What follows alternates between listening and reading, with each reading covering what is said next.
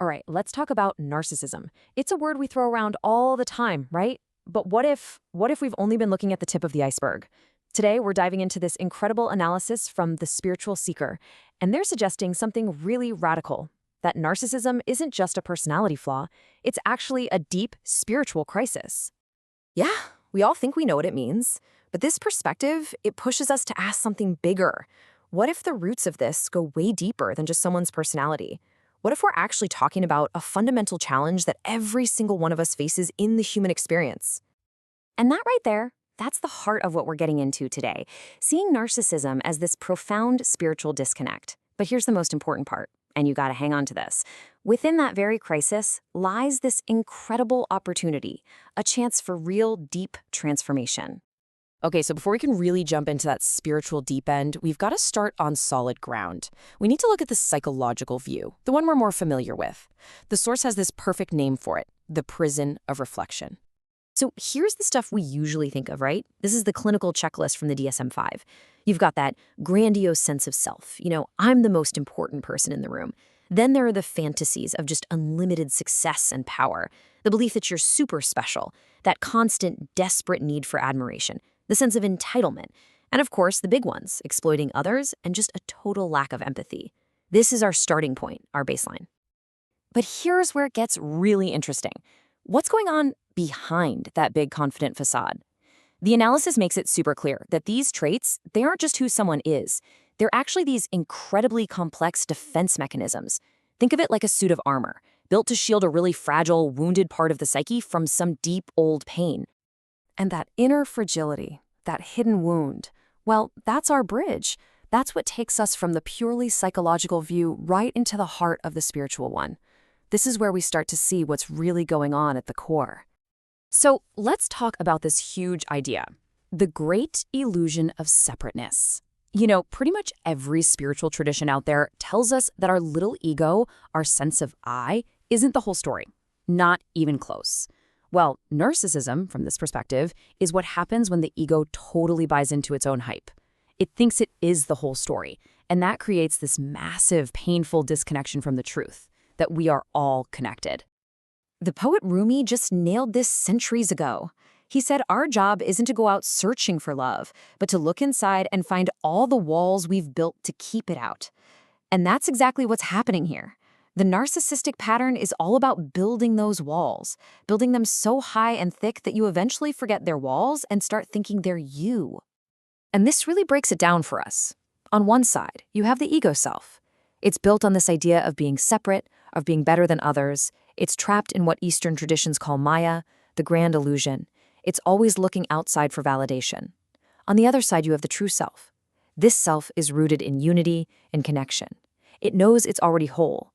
The whole tragedy of narcissism is being stuck in that first column, just pouring all your energy into a bottomless pit.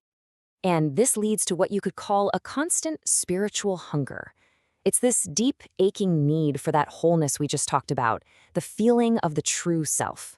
But the ego, it tries to fill that hunger with junk food, praise, power, admiration. It's like trying to fill the Grand Canyon with a teaspoon. It's never, ever gonna work. It just leads to total spiritual exhaustion and a hunger that gets bigger and bigger. Now, this relentless spiritual hunger, it leads directly to one of the most heartbreaking parts of this whole thing. The source calls it the uncrossed empathy bridge. And this is a really key shift in thinking. We tend to think of empathy as, a soft skill, being nice to people. But in this spiritual view, it's way more than that. Empathy is the actual bridge. It's the thing that connects your little island of me to the vast continent of us, to universal consciousness itself. So you can imagine, when that bridge is never crossed, the person is just stranded. They're spiritually isolated, totally cut off from the one thing that truly nourishes the soul, genuine connection. And that right there explains that deep, gnawing emptiness that so often hides behind the mask of success and confidence. Okay, so we've talked a lot about the crisis, but what about that opportunity we mentioned at the beginning? Where's the hope? Well, this is it. This brings us to the path forward, the actual practices that can help someone find their way back to a deeper, truer self. The article lays out this really clear 3-step journey to wholeness. First, you have to start with radical honesty. That's about having the sheer courage to look in the mirror and see the mask for what it is, a mask.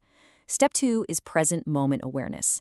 This is how you stop getting swept away by the ego's constant storytelling. And finally, step 3, selfless service. This is where you actively shift your entire focus from me to we. Let's dig into that first step, because it's a big one. Radical honesty isn't easy. It takes real work. The article suggests some amazing tools for this, like contemplative journaling, where you actually start to question your own motivations, or meditation, which teaches you to just watch your thoughts float by without grabbing onto them. And then there's shadow work, the process of facing and embracing all the parts of yourself you've been trying to ignore. Then we get to present moment awareness, and this quote from Thich Nhat Hanh just says it all perfectly. Think about it. The narcissistic mind is never here. It's always chasing some future praise or replaying some past insult. Mindfulness yanks you back to the now. It anchors you in the only place where real joy and peace actually exist.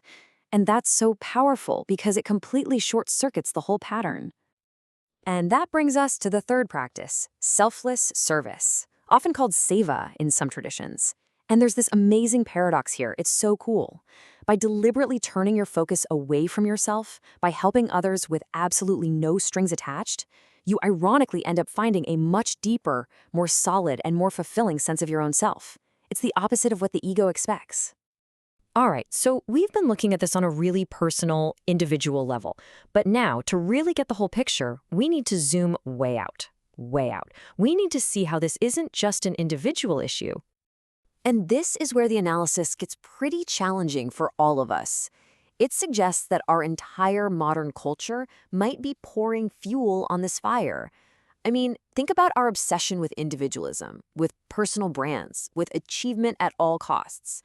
Our society can actually act like an incubator for these traits, celebrating the very things that cut us off from each other and from our true selves.